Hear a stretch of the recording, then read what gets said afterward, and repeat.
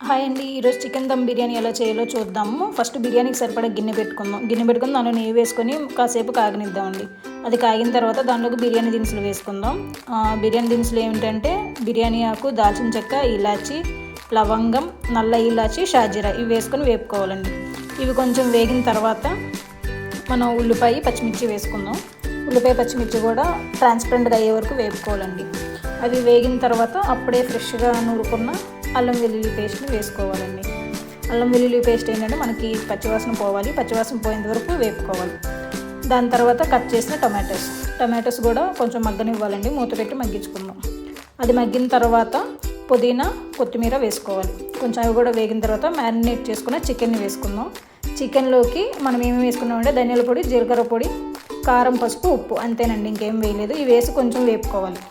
కొంచెం వేపుకున్న తర్వాత మేము ఆల్రెడీ 1.5 గ్లాస్ బియ్యం నానబెట్టుకున్నాం. దానికి సరిపడా 3 గ్లాసుల వాటర్ వేసుకుంటున్నాము. 3 గ్లాసుల వాటర్ వేసుకొని మనం నానబెట్టుకున్న బియ్యం ఉంటుంది కదండి, అది వేసుకోవాలి. దానికి ముందు ఏంటంటే కొంచెం మనకి వాటర్ అనేది మరగాలండి. మరిగిన తర్వాత బియ్యాన్ని ఇప్పుడు వేసేసుకున్నాం. బియ్యాన్ని వేసుకున్నాక మనకు ఒక 15 నిమిషాలు పడుతుంది ఉడకడానికి. ఇదేంటంటే మీడియం మంటలో పెట్టుకొని చేసుకోవాలండి. హై మంట పట్టకూడదు, మాడిపోతుంది కింద బిర్యానీ. పెట్టుకున్నాక చూడండి మనకి బిర్యానీ అనేది రెడీ అయిపోయింది. ఇక్కడ లాస్ట్లో ఏం చేద్దామంటే కొత్తిమీర వేసుకొని దించేసుకోవడం. దించుకొని ఇప్పుడు చూడండి మనకి బిర్యానీ ఎలా రెడీ అయ్యిందో. అసలు పలుకుగా ఉంది, ఎక్కడ మనకి ముద్ద అవ్వలేదు. మనం వాటర్ అనేది కరెక్ట్గా వేసుకోవాలి. క్వాంటిటీ ఇలా వస్తుంది. అప్పుడు మేము ఆల్రెడీ